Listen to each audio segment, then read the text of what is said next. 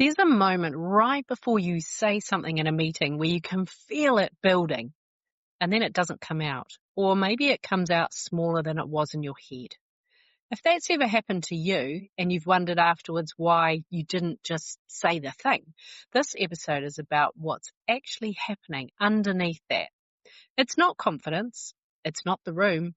It's something quieter, running the same way whether you're in the boardroom or at your own table. Let's get started, shall we? Welcome to Project Joyful, the podcast for health-centered leaders. Project Joyful is a space for conversations at the intersection of leadership, health, and lived experience. Here we explore what it means to lead in ways that honour your body, protect long-term capacity, and support a life that feels as good on the inside as it looks on the outside. This episode is part of the Biology of Leadership series. In this series, we explore leadership through your body, not as a performance to optimize or a mindset to fix, but as a biological experience shaped over time. Leadership doesn't just live in decisions, strategies, or roles. It lives in your nervous system and how responsibility is held and how reliability and care quietly organize your body long before you're consciously aware of it. These conversations are for leaders who are capable, trusted, and effective, and who are curious about how leadership is experienced internally, not just how it performs externally. There's nothing you need to do as you listen, no insight you need to apply. This is simply an invitation to understand what's been shaping your experience of leadership beneath the surface, and what's become possible when biology becomes part of the conversation. Let's begin, shall we?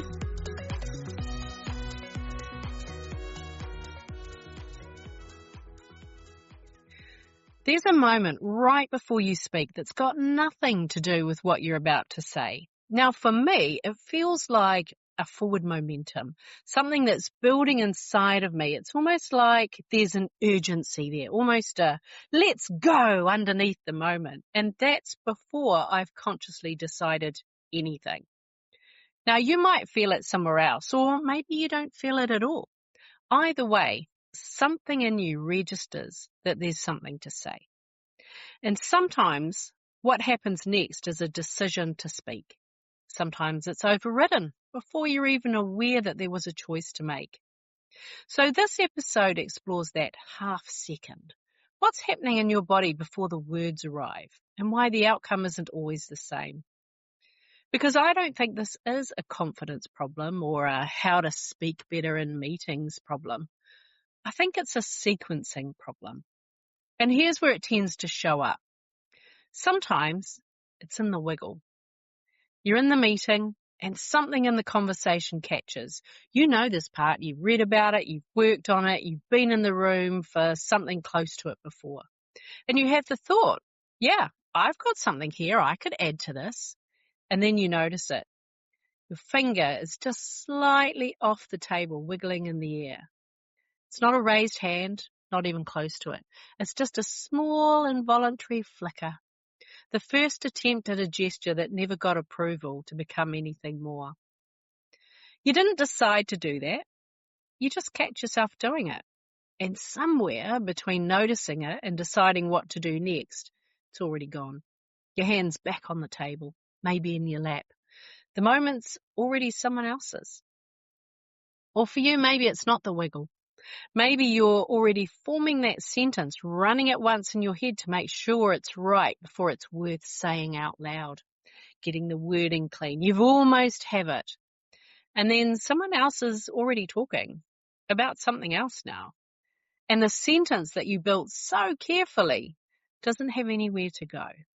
You're still holding it, and the room's 3 topics further on. Or you do say something. You open your mouth and you're actually speaking. And somewhere in the middle of the sentence, you feel yourself taking the edge off it, rounding it out, making it easier to hear than how it was in your head a second ago. You're mid-sentence and already editing. And by the end of it, what came out isn't quite what you meant. It's close, but it's not it. Now, those three things might look like different things: a wiggle, a rehearsed sentence, a softened one, but there's a good chance that they're coming from the same place. For a lot of people, there's something underneath, checking what you're about to say against a standard that has less to do with whether it's true or worth saying and more to do with whether it feels complete. Every angle covered, every objection preempted before anyone's even raised one. Closer to flawless than to thought through. And if you're nodding along with me right now, hello, you gorgeous perfectionist. It might not be the only thing running underneath, but it's a common one. And here's what it tends to be protecting. You're the one whose ideas are already checked, already dependable. That's the seat you hold, and somewhere along the way, holding it started requiring more than just being right. It started requiring being right in a way that nobody could push back on, every time, before you'd let anything leave you as a sentence. Which means that some genuinely good ideas never made it out at all. Not because they aren't good, because they didn't clear a bar that was never really about good. And the fear underneath the thing you didn't say isn't only, I might be wrong, even if it's in there too. It's closer to, once it's out, it can't be unsaid. And if it isn't exactly right, that reflects on the version of you that's always thorough, always trusted, never the one who needs correcting. Which is why even when you do get a sentence out, something happens in the middle of it. You're not just editing for accuracy anymore. There's a second thing running underneath that at the same time. A read on the room. Are they still comfortable? Is this landing easy? Are you still someone people don't feel like they need to prepare a response for? So the sentence gets rounded on the way out. Not because you changed your mind, but because two things were auditing it at once. One for completeness and one for how it's being received. And both of them outrank the thing you actually meant to say. You probably don't catch any of this while it's happening. You catch it after. The meeting ends and your jaw's been tight the whole time, like you're biting down on something, and you hadn't noticed that you were clenching it. You might already be hearing from somewhere that you need to be more visible, speak up more, step up more in the room. And that's confusing because from where you're sitting, you feel like you are stepping up. You're the one who's thorough, who's careful, who doesn't say something until it's right. What's actually happening is that the mechanism that you built to protect how you're seen is quietly working against the very reputation that it's trying to protect. That's not a separate problem. That's the same one, but from the other side. And it doesn't care where you are when it runs, right? Boardroom, one-on-one, a room full of people who report to you, a room where you have no power at all. Same bar, same audit, every single time. So the problem was never the half second before you speak. That gap is universal. Everyone has it. What runs the room is the override inside it, the thing that decides whether the sentence gets to exist, before you're even aware that there was a decision to make on that. And that same standard, the one auditing every sentence before it leaves you, well, it built something real. Work nobody has to double check behind you. The reputation for being the one who's checked it, who's dependable, who's right, that took building, and it did what it was built to do. It also never stopped costing you. It's just louder in some rooms than others. In the boardroom, the cost is quiet enough to miss.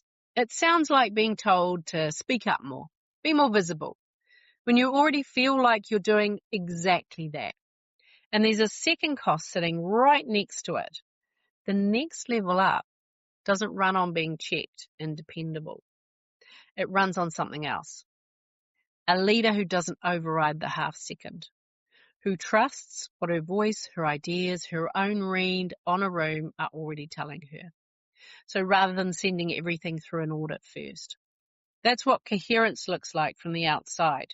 And the bar makes it almost impossible to practice being in coherence. So you stay exactly as reliable and exactly where you are.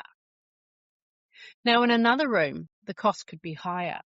You get home and someone who loves you asks how your day was. And the same audit runs before you've opened your mouth. Is this worth unpacking? Do I have enough left tonight to sit inside whatever this opens up once I say it out loud? Most nights the honest answer is no. So you say, oh, fine. Not to shut them out, just nothing left to hand over. But fine, said enough times, teaches someone to stop asking twice. There's really a single night you could point to and say, that's when it changed. Because it's slower than that. The people closest to you quietly stop expecting the real answer. Not because they stopped caring, but because you ran out of what it costs to give it to them. Same mechanism in both rooms. In one, it's costing you visibility and it costs you that next level. And the other, it costs you closeness. So it was never free anywhere. Some rooms just let you hear the bill sooner. That gap probably never closes. I don't think that was ever really the goal, even if it felt like it was. But what's available instead isn't a faster path to speaking or less of that gap to cross. It's something that can exist inside it that wasn't there before. Noticing the impulse arrive and then choosing from inside that noticing rather than the override deciding for you before you're even aware there was a decision to make. You don't have to become someone different to change this. You don't have to be louder, not more relaxed about it. It's just something closer to trust and what your own voice, your own ideas, your own read on a room were already telling you before the audit got there first. For me, that forward momentum still shows up the same way it always did, right here in my chest. Something that feels like my body compelling me to speak before I've decided anything. What changed wasn't the sensation. It's what I get to do with it. I get to choose whether I honour it or override it. It doesn't happen automatically anymore. And I've learnt when my body says it's time to speak, it's time to speak. So next time you feel that forward momentum, however it shows up in you, that's the question waiting inside it. Do you honour what your body's asking, or do you choose to override it? Same gap, whether you're in a boardroom or at your own table. If you want to know more about how we work with exactly this inside Revitalise, DM me on Instagram at Tracy C. Tutty, or send me a message on LinkedIn. The link's in the show notes. Hey, thanks for listening to today's podcast. Can I ask you a favour? If our conversation spoke to you today, could you please take a moment to leave a 5-star review? Your review will help people discover this podcast, and together we can create a world where there's even more love and more laughter. And if you want to hear more from the Project Joyful podcast, just click the subscribe button. Bye for now.